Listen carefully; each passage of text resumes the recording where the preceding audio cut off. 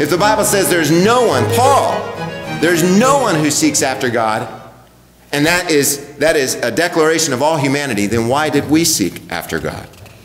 Isn't it interesting? Seek the Lord while he may be found, is what the Bible says. And yet Paul says there's no one who seeks after God. It's the condition of our heart. So it creates a problem, doesn't it? Well, let's see if we can figure it out. First of all, in our natural state, we desperately pursue sin.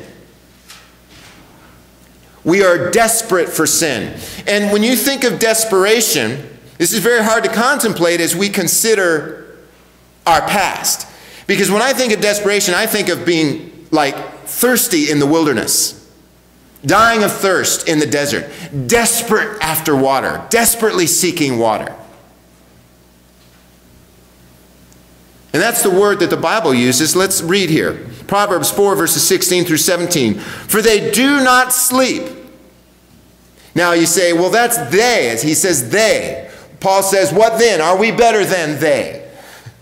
For they do not sleep unless they have done evil. And their sleep is taken away unless they make someone fall. For they eat the bread of wickedness, and they drink the wine of violence. Job 15. What is man that he should be clean, and he which is born of a woman that he should be righteous? Behold, he puts no trust in his saints. Yes, the heavens are not clean in his sight.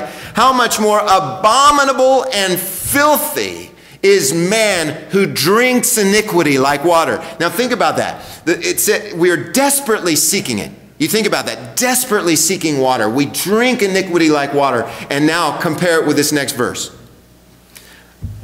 You think about this question or this statement. I don't actually need to sin. Did we actually need to sin? Did you feel that way? Well, I don't feel like I needed to sin, but the Bible says I did. I needed to sin. That's what my heart was. That's where my heart was. And read. The heart is deceitful above all things and desperately wicked. We drink iniquity like water. We're desperate for sin, desperate for evil. And you say, but that wasn't me. Then you don't believe what God is teaching about you. You don't believe that that's how God is describing what we were outside of Christ. It wasn't just partial. It wasn't just, it was a bad time. I know I don't love sinning. The Bible says in Proverbs 21:10, the soul of the wicked desires evil. Desires it. It craves evil. John 3:19. You say, well, I didn't love sinning before I was a Christian. I didn't love it. I was just a sinner. But I didn't love it. Well, do you believe the words of Christ? And this is the condemnation, that light has come into the world, and men loved darkness more than light. You know what the Greek word is for love when it says God so loved the world? The Greek word is agape. Raise your hand if you ever heard the word agape. Anyone? Okay. Men agaped darkness. That's what it says. Men agaped darkness more than light because their deeds are evil. We loved it.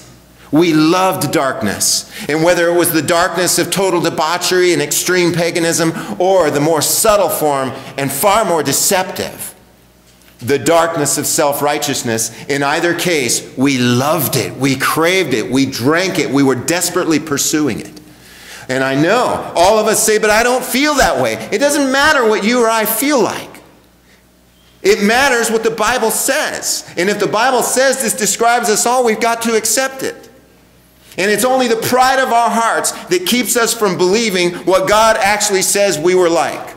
It's only our pride. It's our hard, stubborn, obstinate heart that shakes our fist in the face of God and says, that wasn't me, because I didn't feel it. And God is not concerned with your feelings. God is concerned with truth. And He wants us to know how great His grace is, because you will never know how great God's grace is until you first are willing to submit to the truth of the Bible, that that is the status of our heart before God prior to Him converting us by His supernatural power. I know it doesn't feel it. I'm like everybody else in here. I don't feel like that was me. How about this one? I can please God whenever I want. You know, there are a lot of people who do that. You know, they're confronted with the gospel. They're confronted with Jesus Christ, and they say, well, yeah, you know, yeah, I believe in God, but that's just not for me right now. I can do that whenever I want later on. Well, let's see what the Bible teaches. Can we really please God whenever we want? Romans 8, verse 6, for to be carnally minded is death, not just injury. It's death. But to be spiritually minded is life and peace, because the carnal mind is enmity against God. You remember what Jesus said? If you're not for me, you're what? Against me. Passive indifference is not just passive indifference according to the Bible. It's enmity with God. We are enemies of God. That's our heart toward God. Passive indifference, there's no such thing in the Bible. Jesus didn't say, if you're not for me, you're undecided. He says, if you're not for me, you're against me. Again, whether it's the extreme of just grotesque debauchery or self-righteousness, if you're not for me, you're against me.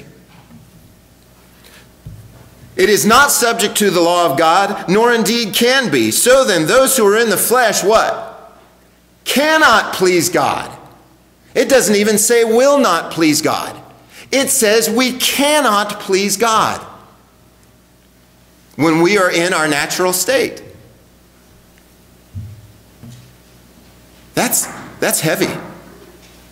So then how do we escape it? If I am in my natural state, and my mind, will, and my emotions are dead in sin, I cannot please God, I love sin, I love darkness, I love self, how is it that I came to the place of believing Jesus Christ? How? If my will is dead in sins, and I love darkness, and I run from the light, that's my nature. How is it all of a sudden I turned to the light? How is it you all of a sudden turned and believed on Jesus Christ? Paul says no one seeks after God. I can come to Christ anytime I want. No, you can't. Jesus tells us so. He says, no one can come to me except the Father who has sent me drag him, and I will raise him up at the last day. That's the Greek word there for draw. The Greek word is helkuo. It means to drag. And no place in the New Testament is it ever meant woo. It does not mean woo. Every place in the New Testament the Greek word helkuo is used, it means to drag. The Bible says they dragged Paul in front of the chief priests and the elders. They dragged him out of their houses. It's the same word that's used for a horse to drag a chariot.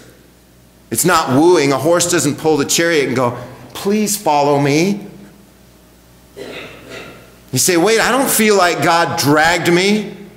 All the more the greatness of the miracle that God created in our heart, so that we would turn to him.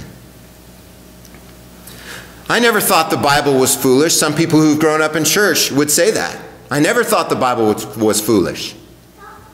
I remember hating God at a point in my life, but I don't remember ever looking at the Bible and saying it was foolish. Yet what does the Bible say about me? 1 Corinthians 2:14, but the natural man does not receive the things of the Spirit of God, for they are foolishness to him, nor can he know them because they are spiritually discerned. So if I'm a natural man, how can I possibly know it? Can I make myself spiritual? That's what it's saying about the natural man. I can't deny it.